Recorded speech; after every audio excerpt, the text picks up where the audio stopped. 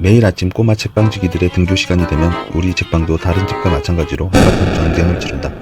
보통 이런 아침 전쟁은 아이들이 등교를 하기 위해 집을 떠나는 순간 혹은 스쿨버스에 타는 순간 끝나지만 우리의 전쟁은 학교 정문에 다다를 때까지 아이들이 차에 내리는 순간까지도 끝나지 않는다. 빨리 가야 한다, 늦었다, 좀 더 자고 싶다, 왜 미리 준비 안 했느냐 등등. 이러한 전쟁은 집에서도 그리고 학교를 가는 차 안에서도 계속 진행 중이다.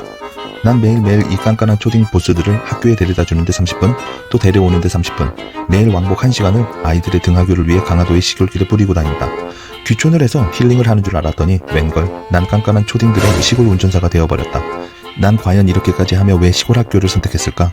시골 학교는 좋은 점도 많지만 이렇게 매일 등하교를 직접 해줘야 한다는 수고로움을 비롯하여 정말 넘어야 할 산들이 많다. 그 산들은 무엇이 있을까? 그리고 산 너머에는 대체 무엇이 있기에 난 지금 여기 왜 이러고 있을까? 구독과 좋아요 많이 눌러주세요.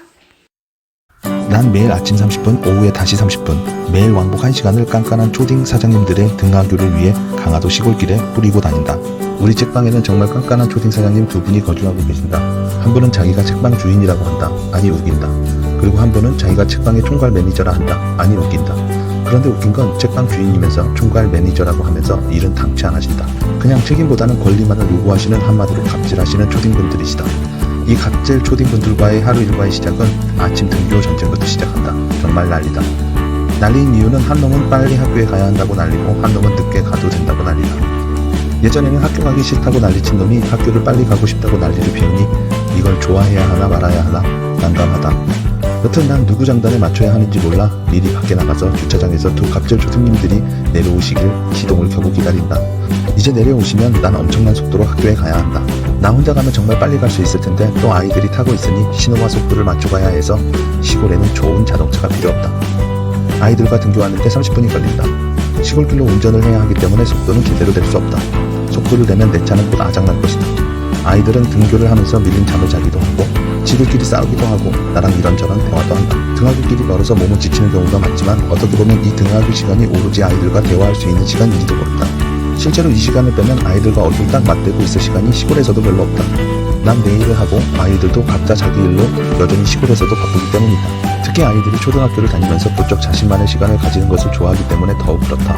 피할 수 없는 차 안에서 어제 학교의 일에 대해서 이야기하고 앞으로 어떻게 살고 싶은지 아주 가끔 아이들과 이렇게 답없는 이야기도 한다.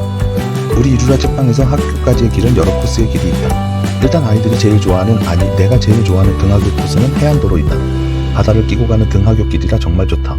처음에 이 길로 등하교를 했을 때 매일 바다를 보면 학교 등교하는 사람은 너희밖에 없을 것이라고 해서 좋아했지만 지금은 이 길로 가도 바다를 본 척 만척한다. 그도 그럴 것이 매일 바다를 보니 보이지 않겠지. 뭐든지 가끔 해야 좋은 것이다. 두 번째 길은 나무가 많은 산길로 갈 수도 있다. 조금 돌아가는 거지만 고비고비 이 길로 가다 보면 여기가 강화도인지 강원도 대관령인지 헷갈린다. 그러나 길 양쪽으로 심어져 있는 멋진 나무들과 특히 4월, 5월에는 매일 벚꽃을 보며 학교를 가니 정말 낭만적인 길이다. 세 번째 길은 정말 급할 때 가는 등교 코스이다. 이 길은 30분의 등교 시간을 5분 단축할 수 있다는 장점이 있다. 바로 논길로 난 좁은 길을 뚫고 가는 것이다. 이 코스의 단점은 5분을 줄일 수 있지만 앞에 경운기가 있을 경우에는 30분이 오히려 40분이 되는 경우도 있어 복불복이다. 이 길로 가면 3월, 4월에는 향긋한 똥냄새를 맡을 수도 있다. 농부들이 농사를 위해 뿌려놓은 비료들은 아침 등교길을 더욱 똥향기로 향기롭게 만든다. 그러나 여름철에는 푸르른 논두렁에서 한가롭게 뭔가를 잡는데 열중하고 있는 외가리, 백로들을 많이 볼 수 있다.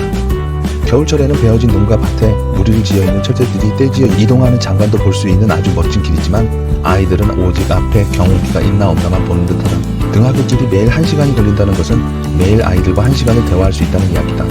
물론 아무 말도 없이 다들 멍하니 창문만 바라보고 오는 경우도 많지만 그래도 오로지 아이들과 함께 할 수 있는 소중한 시간이다. 아침마다 1초 1분 때문에 힘들지만 시간이 조금 지나 아이들이 더 자라면 분명 이 시간이 엄청 많이 그리워질 것이라는 것을 난 분명한다. 그래서 난 오늘도 군말 없이 운전을 한다. 요새 시골 학교로 유학 오는 분들이 부쩍 많이 는 것 같다. 특히 몹쓸 역병 때문에 더욱 그렇다.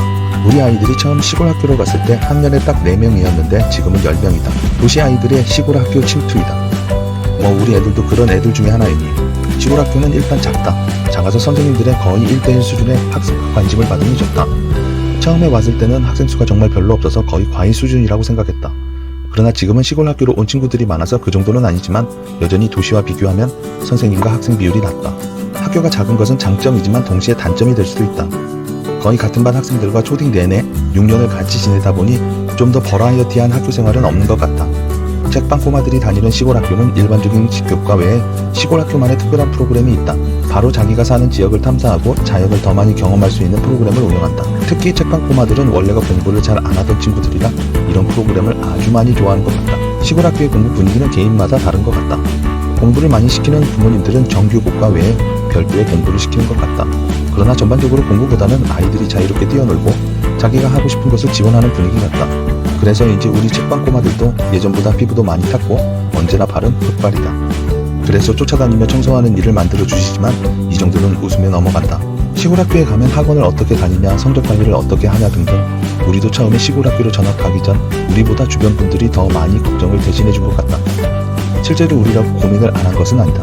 그러나 책방지기의 신조는 놀 때 노는 것이 최고라는 것이다. 난 아이들의 미래가 내가 살아온 미래와는 분명 다를 것이라는 확신을 가지고 있다. 그렇기 때문에 내가 자라던 시절의 성공의 방정식이 미래의 아이들에게도 적용되지 않을 것이라고 본다. 그리고 또 하나 분명한 것은 나는 나의 아이들이 성공보다는 좀 더 행복했으면, 좀 더 지금이라는 선물을 즐겼으면 한다.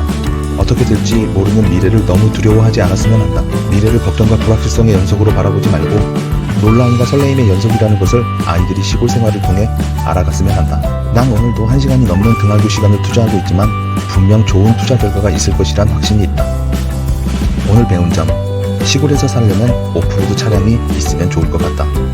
다음 이야기.